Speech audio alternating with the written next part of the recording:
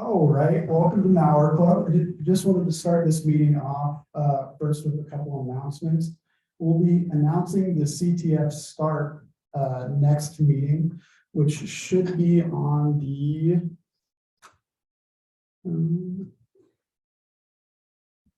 sorry about that.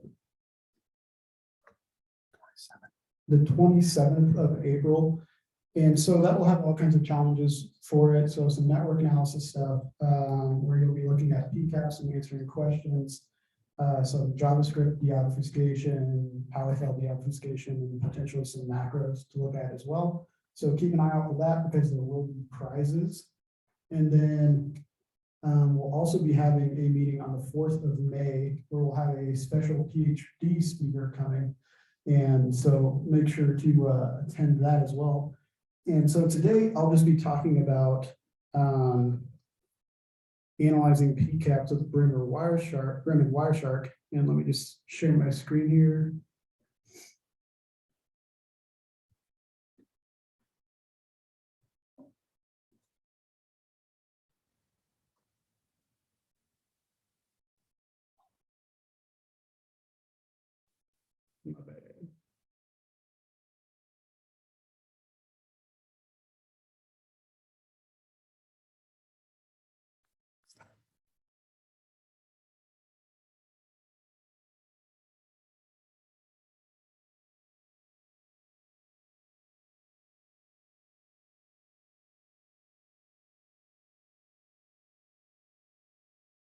So Brim is a security tool that's free, open source, and you can download it on your desktop for Mac, Linux, and Windows.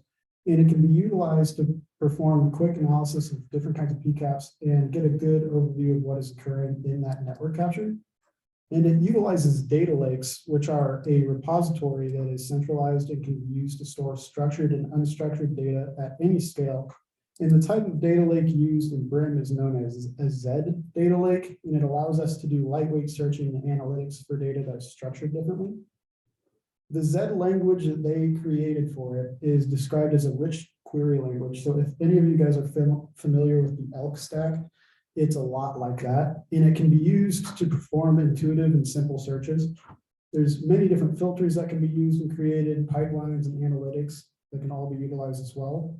In the data format that Brim actually stores all of that in is called the ZNG data format.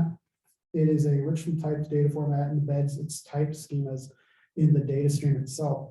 So what it actually does is it processes the full PCAP and saves it in a completely different file type and then embeds those different schemas. So like, it's kind of like Wireshark columns, you know, like protocol and data frame and type. But then it actually attaches that to it instead of reloading it every time. Zed, Python, and TShark can all be utilized together, which can really speed up different types of workflow. And managing the data with Zed and Python is much easier than just hand going through it every time. And to use Brim, why use it is it indexes PCAPs much faster than Wireshark actually does. But at the same time, Wireshark is really great for going much more in depth in the PCAPs. So it's super easy to pivot from Brim to Wireshark. You can also create your own custom search terms and pin those, and it's much more easier and robust to query those PCAP files. And it also connects to VirusTotal for IP and URL searching and does file hash searching as well. It's just much easier to view that packet data, and Wireshark is much slower to load that packet data. So jumping into it, we're going to look at a PCAP that I did a quick analysis of that uses Zloader and Racoon Stealer. So Zloader was originally a small loader that loaded a banking Trojan, but now it's evolved into something much larger and basically a full-fledged malware of its own. There's different variations of it that have been known to steal cookies and passwords, disable Windows Defender, and sometimes will rely on living off the land using binaries and scripts to evade detection. Some of them have also been known to just drop its own custom version of ransomware as well. So it's basically can do anything that any other type can do as well. In this specific instance, it's paired with Racoon Stealer, which collects passwords, cookies, and other valuable information like autofill information from all the popular browsers, systems, and desktops. it can even detect and steal those cryptocurrency wallets. So here's an example query. It's just looking, see, we've got on the far left side, the method is post, so this post request, and the cut cuts those specific type schema columns out to display them for you. So that Zed query language was initially inspired by the traditional Unix shell, which can utilize a pipeline pattern. And so you can see like the originating IP, the responding IP, the ports, the method, the status code. And then there's lots of operators that can be used in Brim as well. These are just a few of them. The search operator filters input based on a search expression and compares it to each input value. This is done by default in each query, so you don't actually have to put search in. It does it if you just don't pick any other type of operator to use. The cut operator will extract subsets of record fields into new records. The unique one, which will deduplicate adjacent values. So another cool thing about Brim is it's paired with Zeke and Suricata. So when you're looking at all those alerts and you don't want to see a flood of the same alert over and over and over again, you can just use unique and get a good overview of what's going on. And then drop will just drop fields from record values. I also included the links at the bottom that link directly to those operators. So this slideshow will be available on the Google Drive later. So this is another example Git. We're going to dive further into what's happening here later on in the slides, but just looking at it initially, you can see that there's a ton of different Git requests going out with different status codes coming back. So it's like a 301, which is moved permanently, I think, and then 502, which is a server couldn't be reached. And so it's going out for a PHP, an auto.bat, us.dll, and an admin.exe, which are just like the top 4 suspicious file types ever being downloaded. But we also see that there's many different IPs that it's trying to grab from. So there's that Git request running after the same one over and over and over again, but at some points, different IPs as well. And this is where we can kind of punch down into Wireshark from Brim. And so looking at those multiple Git requests of the 502s and one successful request to what looks like Telegram itself. So it's telegram.org. It's got the logo and everything with different information stored. And then potentially some base 64 encoding present when you see those double equal signs over here. And then the actual response back from the server. And after that huge response, there's another Git request that then downloads that exe file, the MZ. So there are tons of request failures and error codes, which looks like it's either attempting to download multiple different types of payloads because each one that it branches off of has a different operation itself. But it just continues to get those just in case. And then the Wireshark request overview shows some of those as well. So at like end of vmd.com, it requests 3 different file types, which it just trying to persist, trying different files to see if they'll actually run on the system. So one initially did run on the system, which was the initial Z loader, and it's trying to get that second stage. And then there's that export HTTP object list. And so these were all eventually successfully downloaded to the computer. And so what's included in Brim is a ton of different things to improve that data handling and user experience. It was originally developed with security in mind, though, so it has Zeke and Suricata integrations.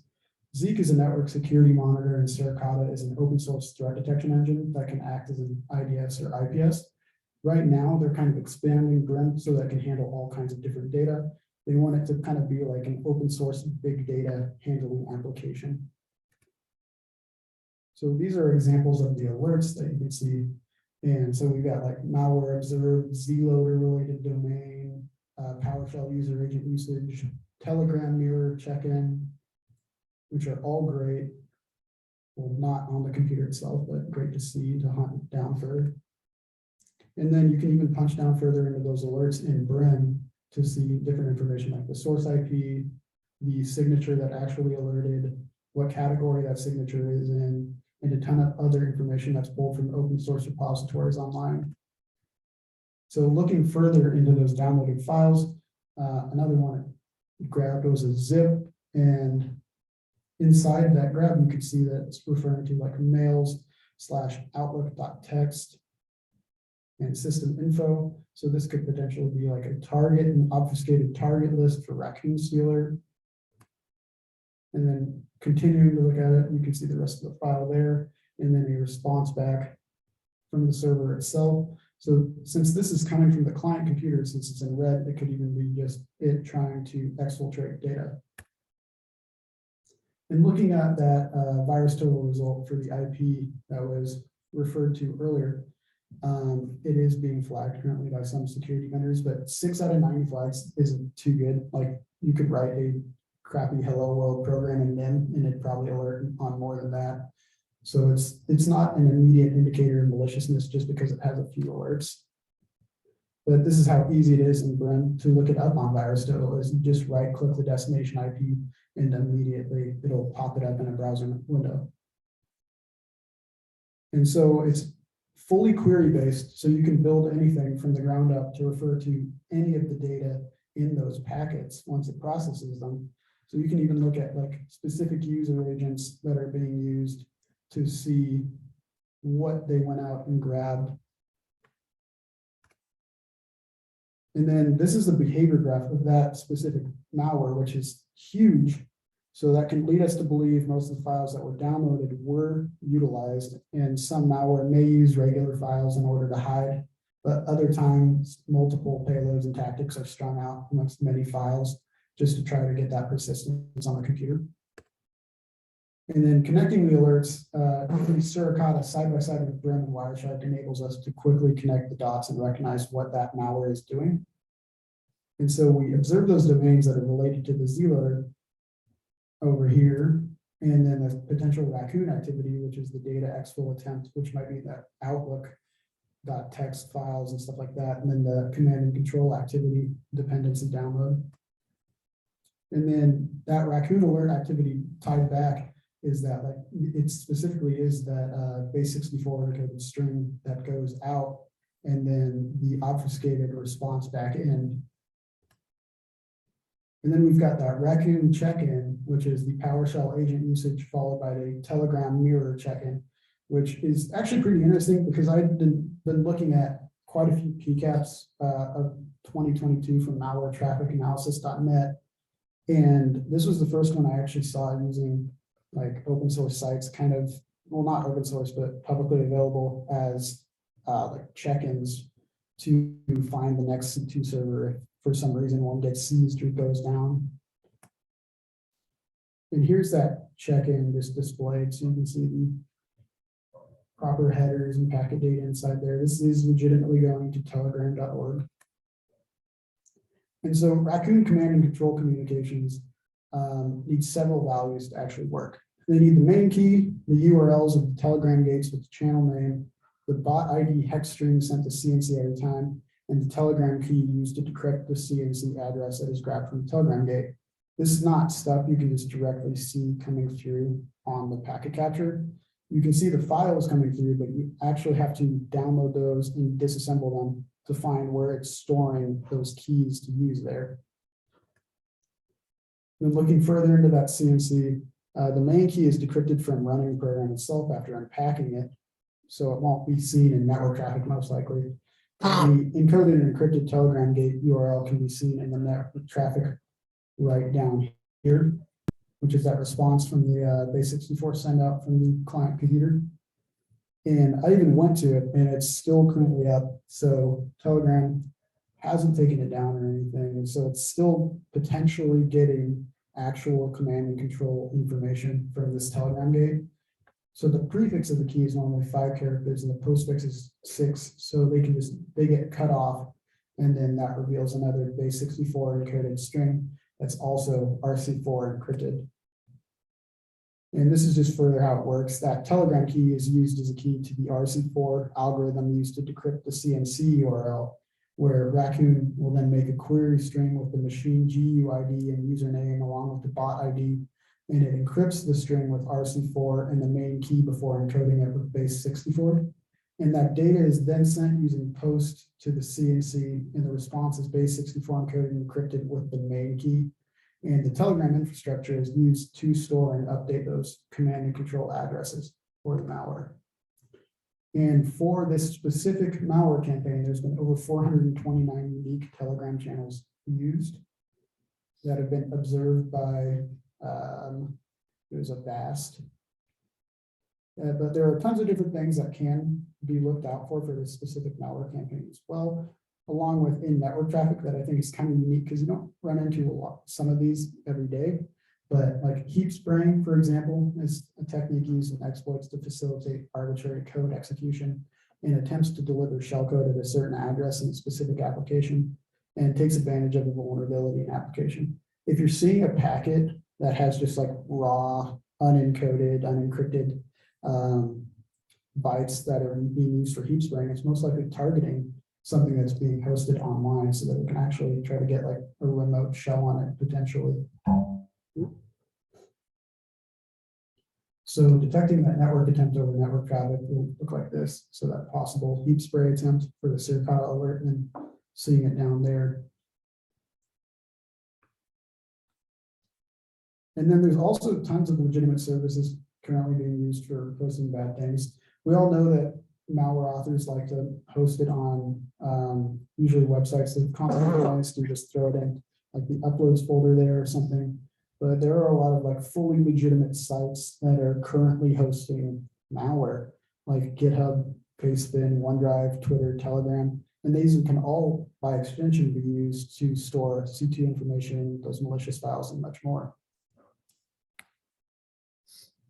And so this was one I observed in that PCAP, which is a legitimate file sharing site being abused. And since Circata alerted on it, it's been abused quite a bit in the past for it, which sucks because once I actually looked at it, it's a pretty fantastic file sharing site, and I'm probably going to be using it from now on. But it's a normal file sharing site where anybody, they don't have to log in, can just upload something, and then they get the URL and they can just then encode it and store it in their malware to be used for later. And encoding and encrypting is really everything in the network traffic nowadays. So there's a bunch of stuff that's base 64 encoded, just to try and slip it past different areas. And once it's decoded, like this one, for example, you can see that there's a direct MZ file there. But different types of malware will now start taking extra steps and precautions like actual encryption, so that it's not just this easy to detect or just looking for that base 64. Like in the last PCAP where the base 64, I was actually stored with extra bytes on the front and the end that then just got chopped off, so it would immediately alert on it. And then that's the end of my presentation. Yeah, question. Oh yeah. Regular expressions in written, or is it just like terms?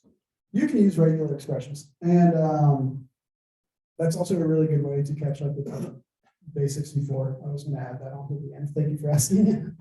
But like just chopping the first and last bits off of base 64 encoded malware shouldn't be enough. Most good regex terms will catch that, but like sometimes it just like slips by, like the bare minimum effort, you know. Do you have Brim on here? Yeah, I actually do. I can show. Show. Yeah. Just got a little bit extra time. No problem at all.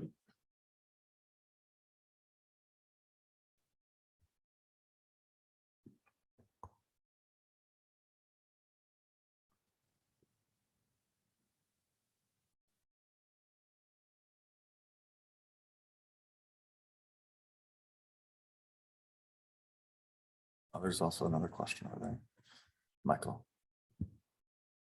You can ask your question. Oh, sorry. I was wondering, does Brim have the ability to automatically decode A64 or other coding types, or decrypt those things, or well, I guess it would be decoded, but does it have that ability? So you can do that if you wanted to. So you can create those custom queries to decode that kind of stuff. You can also utilize that Python extension that comes default with it. You can just, because every time you start up Brim, it actually starts a server on your computer to be used. So you can use an API key to access that server on your client and start running those custom queries to, by default, like decode base64 and repeat that captures and assign it specific type schemas or alerts and stuff like that. So you can even have a custom column or data overview where there is data like that that's then decoded. It's fully open source, so it's really the possibilities are endless. Just like whatever you can code, you can put on this.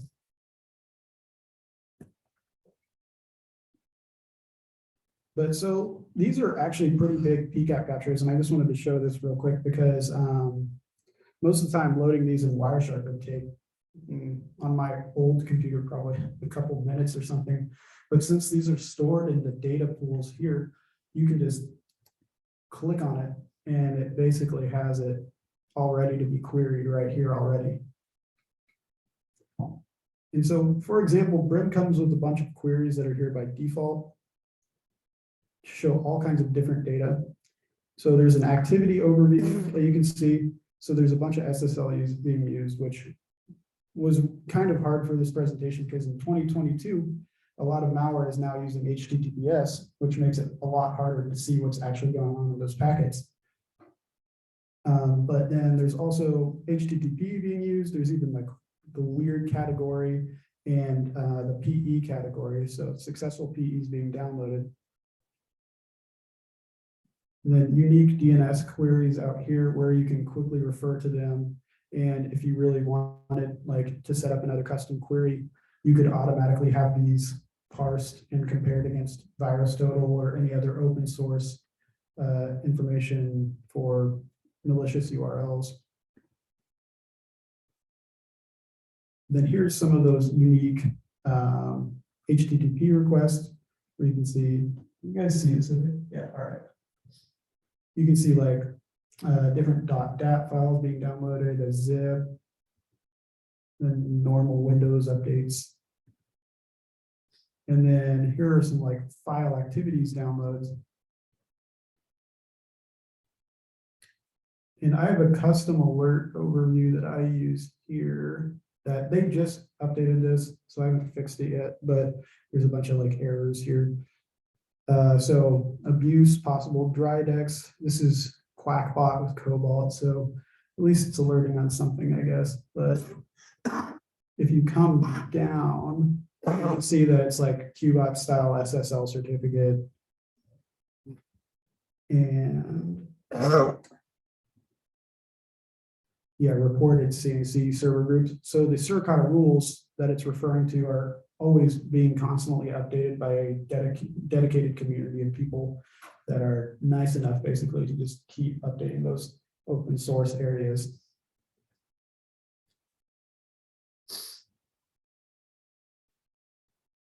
But yeah, that's basically Brim. Any other questions for him? What was the file transfer site you found? The file that was used? Transfer.sh. It's actually super handy. And if I'm not wrong, I'm pretty sure they do legitimately encrypt. It's open source, so you can see if they do it or not, but they encrypt every file they get on their own servers and stuff. So it's like a public utility essentially at this point. Yeah, no problem. I just like it because you don't have to log in all the time. All right, well, we've got Zaki here. Who And is, also before that. yeah, no problem. And Evan has been working very hard on the CTF, and he's prepared many challenges, and a lot of them deal with network activity. So it's possible you could use Brim to possibly solve some of those. Is that right? Oh yeah, totally. So I would highly recommend using them on some of the CTFs. They will cut down on a lot of time, especially on the harder ones that have some like weird questions you probably haven't run into before.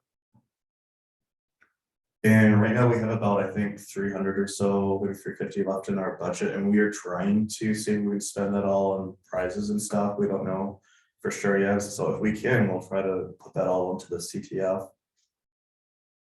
And right now, I think we're gonna transition to Zaki. It may take a minute or two to get things set up, so maybe have a brief intermission if you want to chat amongst yourselves.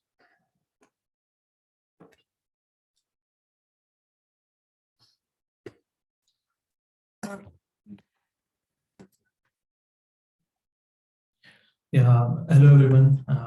My name is Zaki Ahmed, and wait, it's working out. For my introduction, like I'm doing my information system, a master's in information systems, and I have a bachelor's degree in computer science, and currently working as a research assistant at Orano Labs. And my topic is zero trust security. Zero trust security is a concept. It's a state of mind in response to weakness of current network security solution. The zero trust model follows the idea that no network, whether internal or external, is trustworthy. And zero trust is basically an evolving security model that moves defense from static network-based perimeter to focus on user, assets, and resources. The fundamental purpose of zero trust is to understand and control how user processes and devices engage with data. Zero trust is certainly not a firewall or some next generation perimeter or a VPN. Zero trust means like to never trust, always verify, and assume breach all the time. So yeah, the purpose of zero trust is simple. Today's enterprise infrastructure has grown very complex due to the several internal networks and multiple entry points. Because of that, perimeter-based network security has become insufficient, and once the attacker breaches the perimeter, further lateral movement is unhindered. So this led to development of zero trust. On the need of zero trust architecture, why we need ZTA is because the concept of a network-based security perimeter is like old-fashioned, outmoded. We need better concept like ZTA, where we assume breach all the time and no user and devices are given special access inside our network. And zero trust is where it gives you a reality check that hackers are hiding inside our network and malware goes undetected for months or some case years. Our old security system uses a trust but verify approach, but zero trust uses never trust, always verify approach by doing multi-factor authentication and continuous verification. It prevents lateral movement and it limits and prevents data breaches. So it features focuses on applications, data, users, and the identity of the user or subject by providing limited access, like least privilege. It inspect and log all traffic and micro-segmentation of network, and all network sessions be authenticated and authorized, and all network traffic are encrypted in ZTA. Advantages of ZTA is like apps and data can be accessed anywhere regardless of the location. There's a centralized view of security visibility, using an easily used device of their own choice, single sign-on, and context-aware enforcement of policy. The history timeline, like the term zero trust was first used in 1994 by a scholar named Stephen Paul Marsh as part of his research, and then in 2004, Jericho Forum defined and promoted deperimeterization. It's basically protecting an organization system and data on multiple levels by using mixture of encryption protocols and data level authentication. Later, it was popularized around 2010 by John Kinderberg. Marsh, he first mentioned zero trust in his scholarly article, formalizing trust as computational concept. It argues that trust is a means for understanding and adapting to the complexity of the environment, a means of providing added robustness to independent agents, a useful judgment in light of experience of the behavior of others. John Kinderberg, he basically polarized the term zero trust. He was a Forrester research analyst who later coined the term in 2010, and he follows the motto, never trust, always verify. His basically his groundbreaking breaking point of view was based on assumption that risk is an inherent factor both inside and outside the network. History of zero trust. The concept of zero trust existed in federal government even before the term zero trust was conceived. Like in Department of Defense Blacko, the change from perimeter-based security to security based on individual transaction. Then Jericho Forum in 2004 made public the concept of deperimeterization, which limits the trust based on network location and limit reliance on static defense for a part of network. Later, this concept was evolved into zero trust. Federal agencies like with zero trust ideas are, they have moved to security based on zero trust principles from more than a decade, building capabilities and policies such as Federal Information Modernization Act, followed by Risk Management Framework, and so on. When these programs were started, they were limited by technical capabilities. Security policies were largely static and were enforced at large choke points that an enterprise could control. As technology matures, it becomes possible to continually analyze and evaluate access requests in a dynamic and granular fashion to a need to access basis to mitigate data exposure.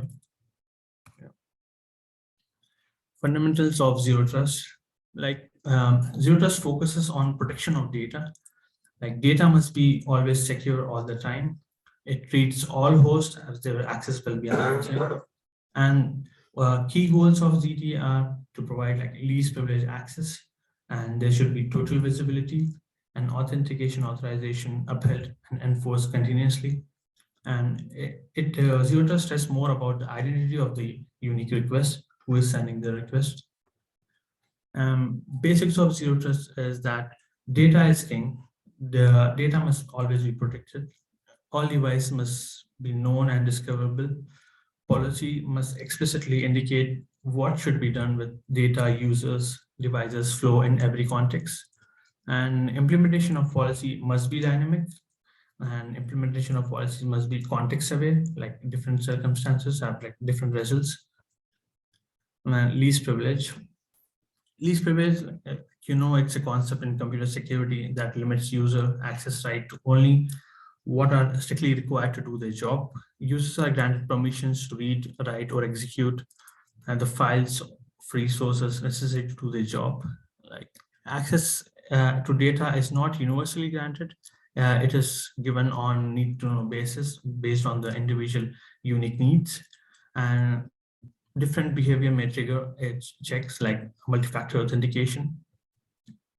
And tenets of ZTA, the main principles all data source and computing services are considered resources. All communication is secured regardless of network location. Access to resources is granted on per session basis and is determined by dynamic policies, and authentication and authorization are also dynamic in this. And all traffic and access requests are logged and used to enhance existing access policies. Encryption. All content on the network should be encrypted before sending. All endpoints must ensure authentication and encryption. Only use the best and strongest form of encryption or authentication. For securing your assets, you can use mutual TLS, and with Windows, you can use IP inter-protocol security with domain isolation, and can allow host-to-host encryption as well. Logical components of CTA, there are three components: policy engine, policy administrator, and policy enforcement point. Policy engine decides resource accesses, and policy admin manages the communication between requester and the requested source. And policy enforcement point act as a gateway which communicates with policy engine and policy admin to monitor, enable, or terminate connections to resources. Zero trust law. So control plane and data plane, like they form the core of the zero trust architecture. Control plane make the policy decision and data plane implement those decisions. Here, like the components to help to you see if the access is granted.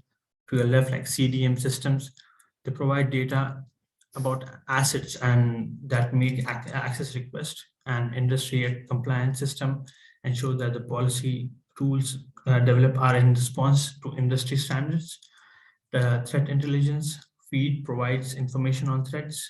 Activity log gives real-time feedback on security postures, and data access policies are rules that determine conditions where access may be granted to resources, and public key infrastructure, like they are responsible for generating and logging certificates. ID management are responsible for creating, storing, and managing user account and identity record. And CIM, security information and event management, stores security data for analysis. Logical variation on ZTA approaches, like there are many ways to enact a ZTA logically. The approaches include like enhanced identity governance, logical microsegmentation, and network-based segmentation. These approaches vary in component and policy rules. Each approach implements all the tenets of the ZTA. Enhanced identity governance. This approach uses the identity of user as the key component of policy creation. The primary requirement of for resource access is based on access privileges granted to the given subject. Factors such as device use, asset status, and environmental factors may grant only partial access to resource based on location. Microsegmentation, yeah. In this approach, resources are placed on microsegments, each protected by a gateway. Next generation firewall, like they act as policy enforcement points to protect each microsegment, and gateway act as policy enforcement points to grant permission or deny it. Variations on ZTA. ZTA basically introduce a barrier between requester and the resource itself. So there are like three variations: device management, device agent, and gateway model. And this, like each asset has a device agent, as you can see there, and each resource has a gateway, and gateway serves as a proxy for resource.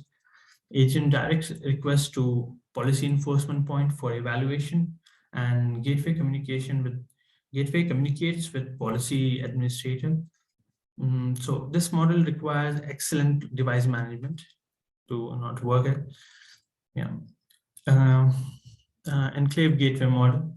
It is a variation of device agent gateway model where gateway may be located at boundary of a resource enclave.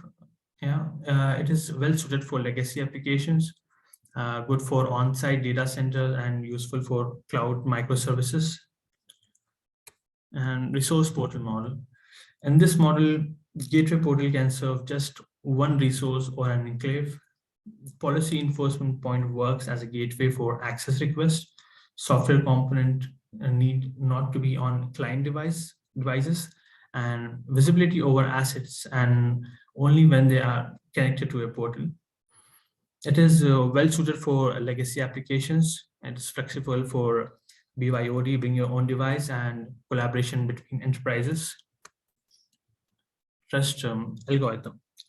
So this algorithm is a process used by policy engine to grant or deny access to resource. The policy engine takes input from multiple sources. The process can be grouped into broad categories and visualized as this. In this that's why input, yeah. Access request is the actual request from the user, and user database and history.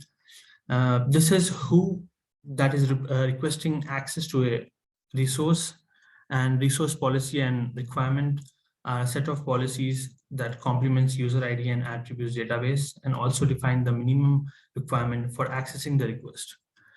And asset database.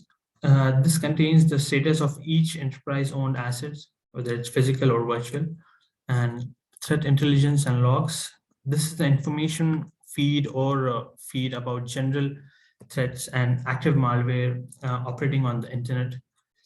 So these values can be used to reflect the importance of the data source to an enterprise. Then the final determination of is then passed to the policy admin for execution. Trust is basically a human emotion, and machines don't have emotions, so machines are not worthy of blind trust. And similarly, like internal networks should not be trusted any other more than the internet, and because misplaced trust has catastrophic results and it invites countless attacks. Use of criteria versus scores for trust algorithm. A criteria-based trust algorithm, TA, assumes a set of qualified attributes that must be met before access is granted to a resource. A score-based TA computes a confidence level based on value for every data source. If score is higher than the set level, access is granted. Singular versus like contextual TA. So a singular TA treats each request individually and does not take the subject history into consideration when making its evaluation. This can allow faster evaluation, but there is a risk that an attack can go undetected. And a contextual TA takes the subject's or network agent's recent history into consideration when evaluating access requests. A contextual TA, it is a more superior choice, and policy engine needs to have access to information on users and application. A policy enforcement point must detect and inform policy engines if there's anything. So trust in ZTA, trust is not given blindly, rather it is earned. So trust is a variable in ZTA that can change depending on the context. It adapts on certain user choices. So authentication of user is based on context. Sometimes device certificate is enough. And sometimes you have to do multi-factor authentication depending on the context. And context-aware policies can use trust scores to determine if additional authentication is needed.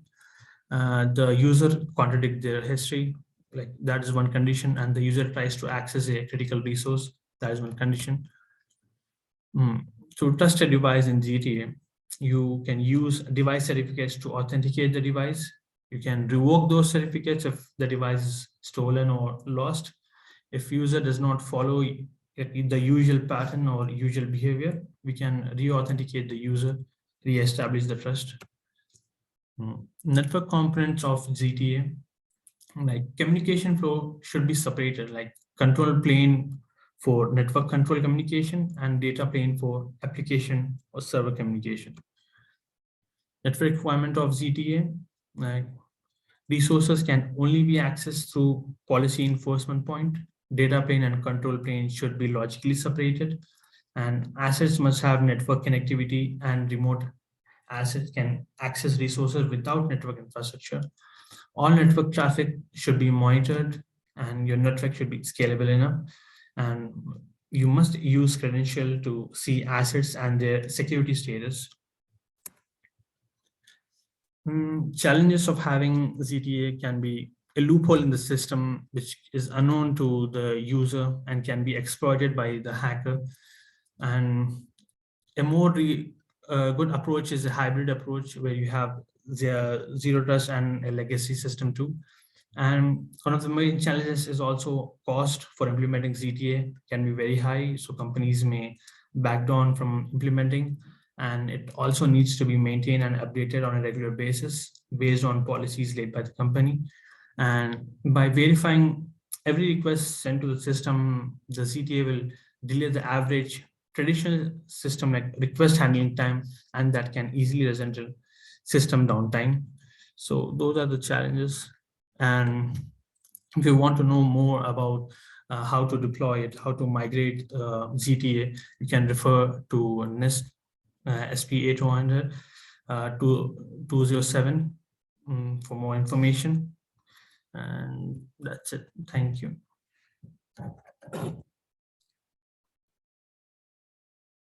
Great job, Zaki.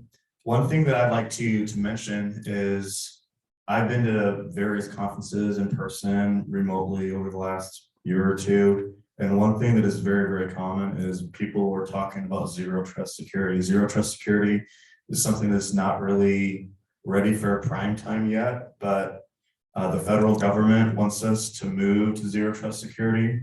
There's a big impetus for that, and lots of people are talking about it. I've heard people talking about it at conferences just amongst themselves.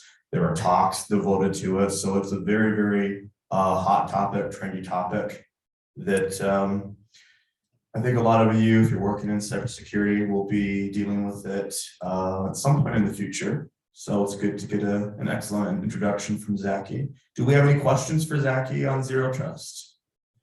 Back there?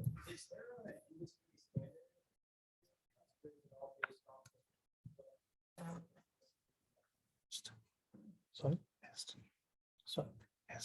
Yeah, there is one in the NIST risk management document. It says that there's an Aston standard where you have to maintain. There are like 2-3 more models that you have to refer. Don't have the like full detailed version of it. You might have to, sorry, you have to go and refer online. Sorry for that. I actually was whispering in his ear to tell him to say it about NIST, but so NIST does talk about that, but I think I may have kind of misled him a little bit. The problem with that is, and I know to a large extent, there really is not standardization. Different companies have different competing products out there, and so it's kind of the Wild West. NIST is trying to do some stuff, excuse me, but there still isn't a standard, and that is an open problem. Other questions?